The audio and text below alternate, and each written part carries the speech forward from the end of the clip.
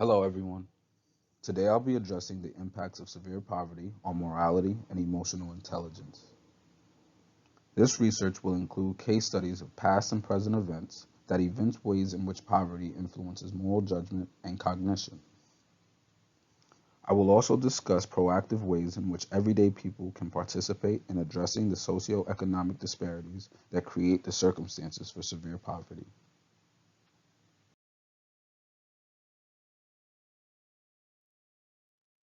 Let's start by answering the question, what is morality?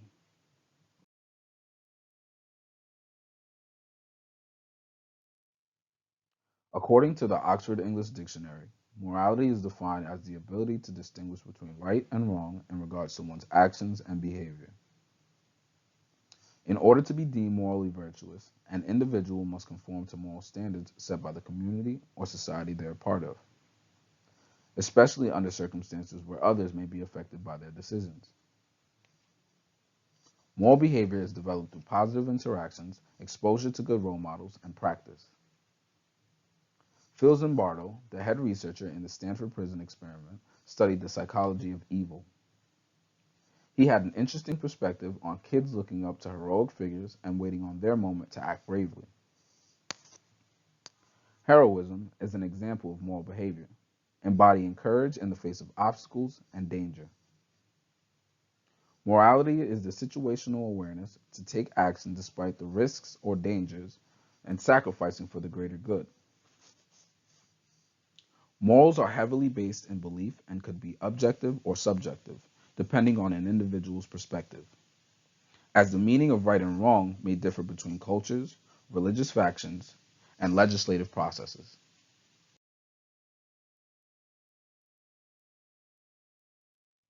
As stated in the Oxford English Dictionary, emotional intelligence is defined as a person's perceptiveness and ability to deal with their own emotions as well as the emotions of others.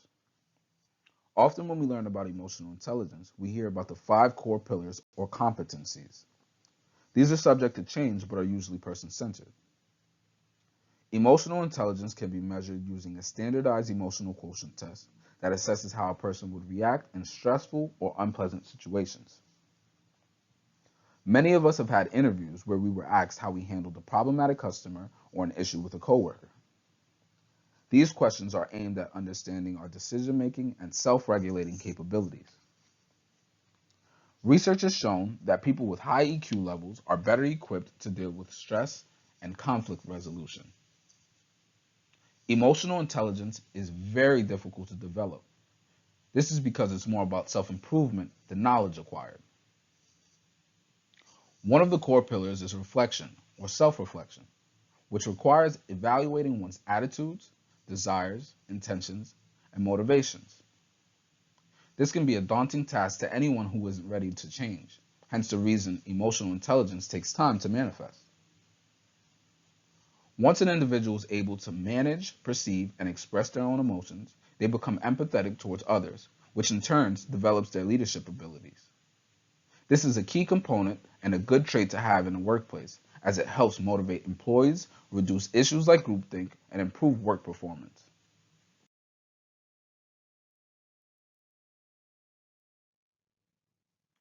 Abraham Maslow, most notable for his creation of Maslow's hierarchy of needs, was a psychologist who studied the motivations of human behavior.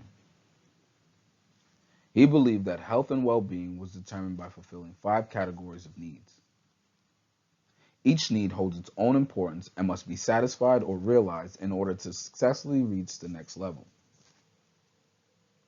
The most fundamental of these were the physiological needs, such as food, water, and homeostasis. Maslow suggested that without these, the body would perish. The second most important level was the need for shelter and security. This involves safety, certainty, and stability within one's environment, which enables a person to live free of fear and angst, essentially allowing an individual to thrive and function properly within society. Although the pyramid gives a sense of chronology and order, these experiences could potentially occur simultaneously or out of sequence. Maslow noted that the deprivation of any need, especially in the first two levels, almost certainly leads to the inability to reach more elevated levels of thinking and achievement. This research is going to focus mainly on the physiological and material needs found in those first two levels.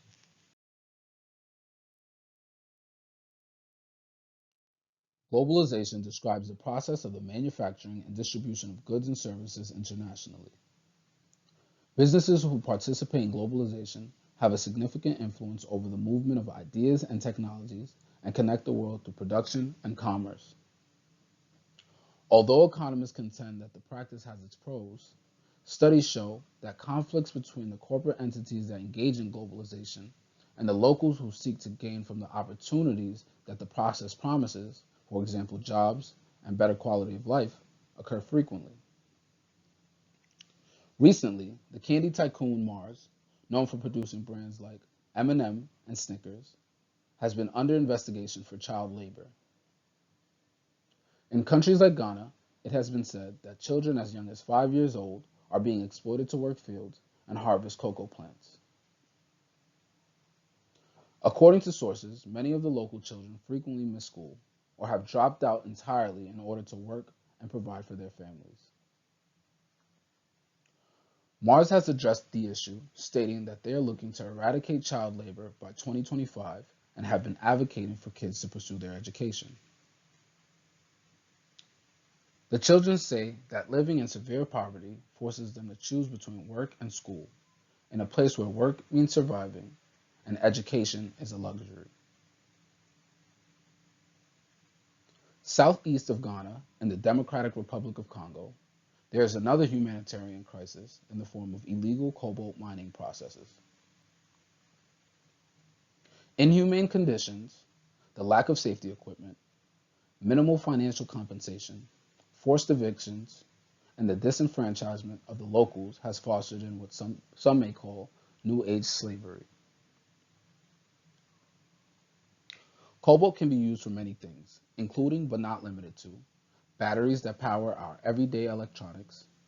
It helps against corrosion in alloys and is a durable enough alloy to use for jet turbines and engines. The exploitation of the natural resource and the people mining it has become an abuse on human rights. I included a YouTube video in my slide. This is from Joe Rogan's podcast. Unfortunately, I'm not able to show it due to copyright. The topic was harsh conditions of people working in the mines in the Congo. Please take a look at it when you have a chance. The title of the video is The Disturbing Reality of Cobalt Mining for Rechargeable Batteries.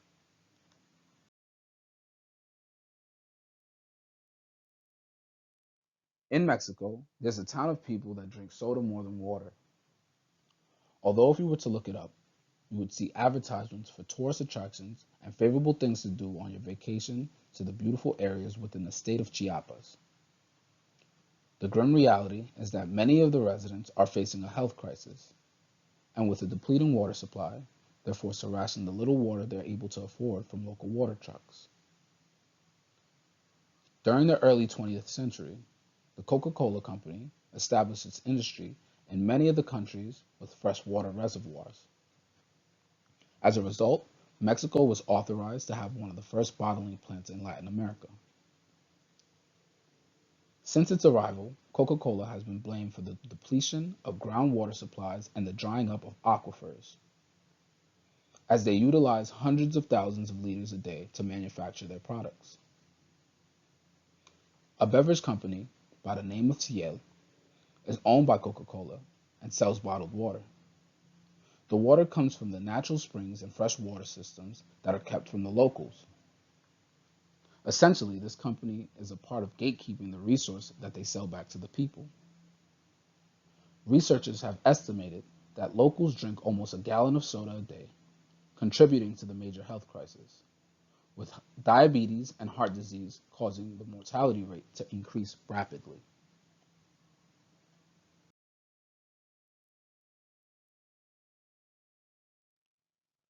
The United States of America has been known for exporting arms around the world.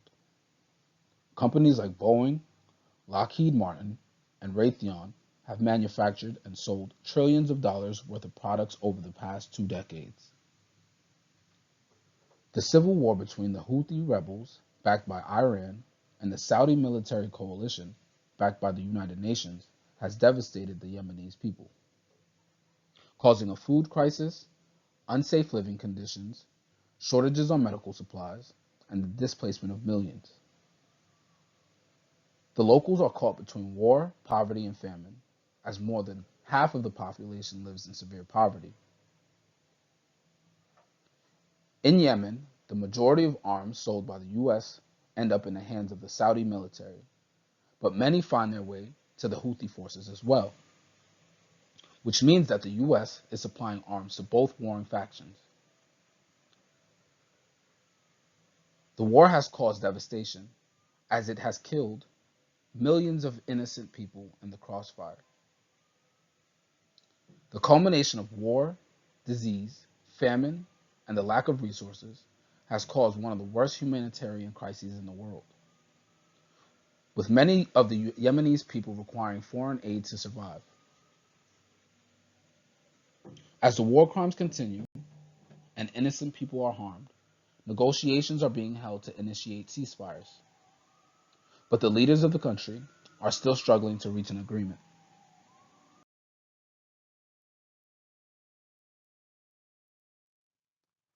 Haiti is one of the most resourcefully rich countries in the world, with crops like sugarcane, coffee, cacao, and cotton being found in abundance. During the era of colonization and slavery, Europe benefited profusely off of the production of agriculture in Haiti. The production came at a great cost, with millions of enslaved people being brutalized and killed on the plantations. One of the most infamous plantations was located in Saint Domingue, known around the world as the plantation with the highest death rate. The harsh living conditions sparked many revolts. Enslaved people resisted against the plantation owners by burning fields and homes. The Haitian Revolution, led by Toussaint Louverture, began in the summer of 1791 and lasted until 1804, with Haiti defeating the French and Spanish colonizers and gaining independence. Shortly after gaining their liberation, Haiti was economically exiled and excommunicated, with nations all around the world agreeing to refuse to trade with the country in order to prevent their socio-economic uprise and deter insurrections in other colonized countries. Haiti was also forced to pay France back for all the capital it lost during and after the country's liberation, setting the economy back even further. Since 1804, Haiti has dealt with corruption, the lack of resources, the lack of aid, political instability, and natural disasters. Today, Haiti is still one of the poorest and underdeveloped countries in the world. Some researchers believe, though this has not been proven, that the turmoil in Haiti is a part of a plan to enforce neo-colonization.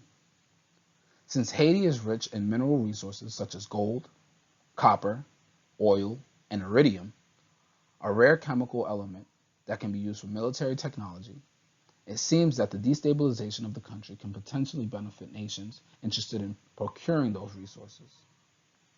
This is purely speculation and has no merit as of now.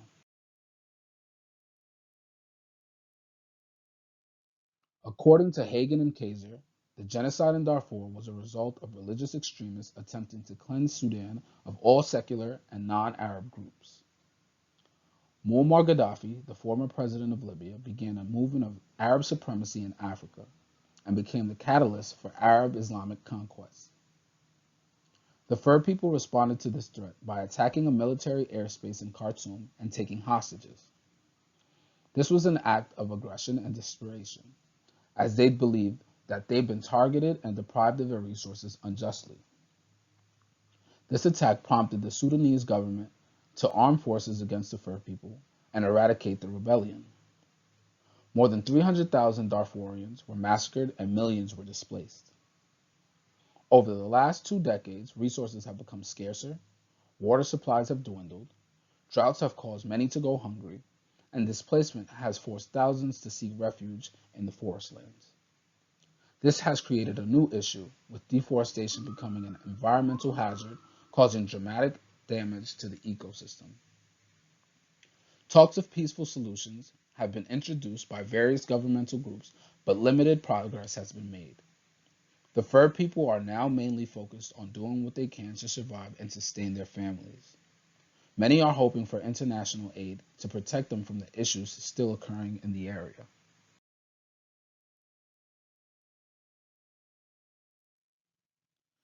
As of December 2023, it has been reported that over 1,000 Israelis and 18,000 Palestinians have fallen victim to the war between Israel and Hamas. Bystanders live in perpetual fear and uncertainty due to the lack of safety. The inability to transport goods and services such as food, water, and medicine has left many civilians facing severe hunger and going medically untreated.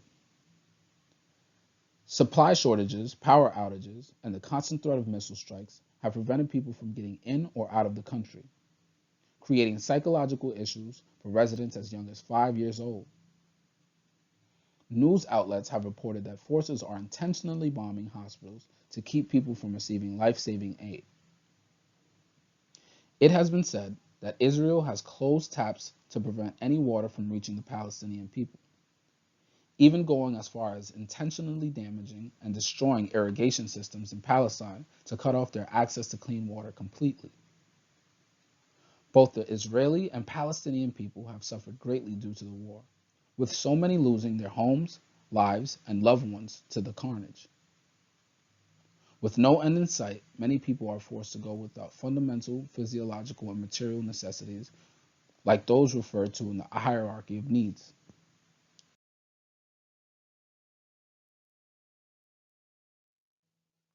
In each of the case studies I've mentioned, every group has had its human rights deprived. Civilians have been left defenseless and forced to survive under unfathomable conditions. The groups have faced humanitarian crises and now seek foreign aid to overcome their situation. The United States of America and its allies do not have a long history of participating in pro-social behavior. Several countries refused to recognize Haiti for half a century after its liberation. The United Nations chose not to intervene in conflicts in Darfur. Recently, President Biden's administration halted assistance for Yemen. And due to economics and politics, countries have supported Israel despite the recent war crimes against the innocent. I hypothesize that the culmination of the lack of rudimentary resources like food, drinkable water, clean air, an adequate healthcare system, stable housing, and safe living conditions leads to the waning of mental health and negatively impacts an individual's morality and emotional intelligence. That is to say, social cognition is deferred as a result of severe poverty, and reasoning begins to fall short when fundamental needs aren't met.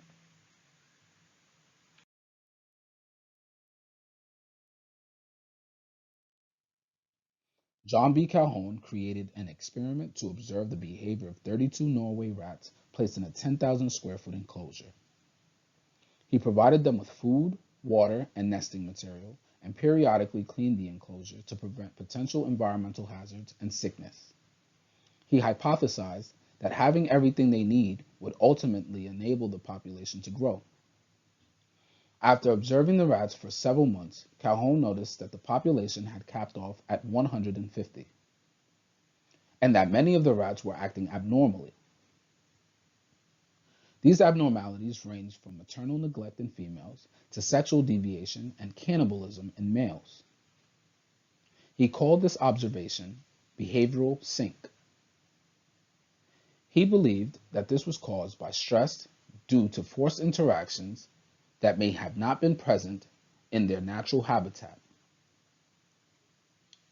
There was so much disorganization among the colony that after a few months, nearly 100% of infant births resulted in mortality, causing the population to decline. Calhoun noticed that the dominant males prevented subordinate males from coexisting in the colony. The subordinate males became completely isolated, losing their will to live.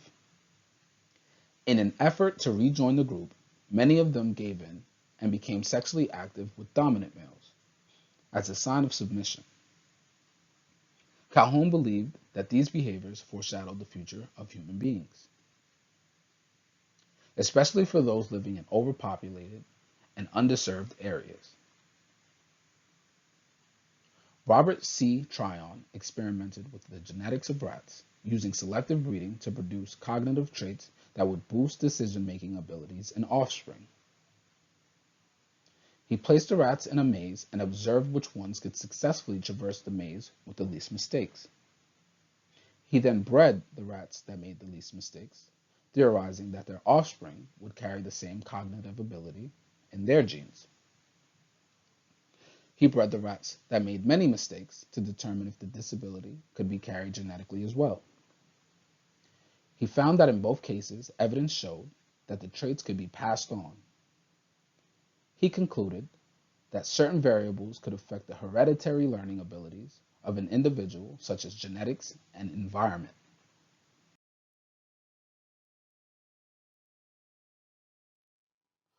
Both researchers draw comparisons to human behaviors. As seen in Calhoun's experiment, the rats showed signs of social deviancy by probing pens, engaging in cannibalism, being hypersexual, creating hierarchies, neglecting parental duties, and selfishness. In humans, these deviations manifest by stealing, engaging in violence or war, creating racial caste systems, engaging in prejudiced behaviors, and neuroticism. As seen in Tryon's experiment, cognitive abilities were able to be passed on successfully. Research has indicated that in humans, unresolved traumas in parents can cause mental stagnation, reclusive behavior, and the inability to adapt to new circumstances in children.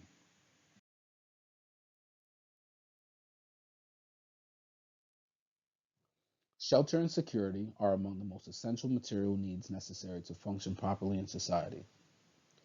With the rise in homelessness and displacement in America, we are currently witnessing an increase in mental health and substance abuse issues. The homeless are at a higher risk of being victimized, severely injured, and dealing with untreated mental health disorders. With resources being disproportionately allocated, many homeless people are dealing with food insecurities, inadequate health care, dwindling physical health, and being exposed to the elements. In New York City, thousands of homeless people are forced to find shelter underground and train stations to find a place to rest.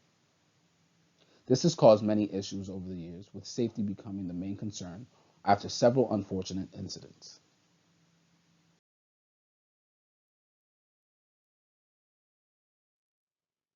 Here are some possible solutions to the inequities people are facing worldwide. First, spreading awareness. Pro-social behavior entails a lot more than helping someone up when they fall. The key is to help people build stability and resilience to prevent them from reliving negative experiences. Spreading awareness helps change social perception and enables the message to reach a platform that will help change the dynamic indefinitely. Second, keeping negative thoughts and people away. Perpetuating stereotypes and discrimination against people who are different creates division. This type of attitude can produce unsafe conditions and deter progress in society. Third, think for yourself. Groupthink can be dangerous, and so can social influence. Becoming a critical thinker allows a person to view the world in an unbiased manner, essentially enabling them to make better decisions without being swayed by the crowd. Fourth, practice pro-social behavior. If you're able to help, do so. Acts of kindness go a long way. And lastly, utilize your voice. We all play a huge role in the change we want to see. The more we speak up against injustices, the better this world will be. A quote that resonated with me throughout my research is, "Injustice anywhere is a threat to justice everywhere." We are caught in an inescapable network of mutuality, tied in a single garment of destiny. Whatever affects one directly affects all indirectly. And this quote was written by the Honorable Dr. Martin Luther King Jr. in 1963. I hope these words inspire you the way they've inspired me.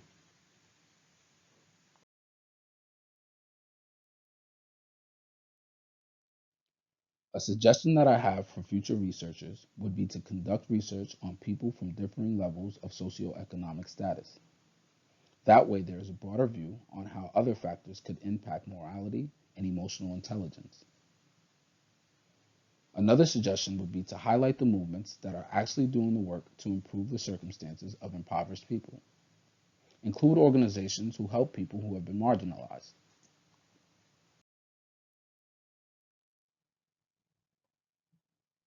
Thank you. The following slides will be a list of my references.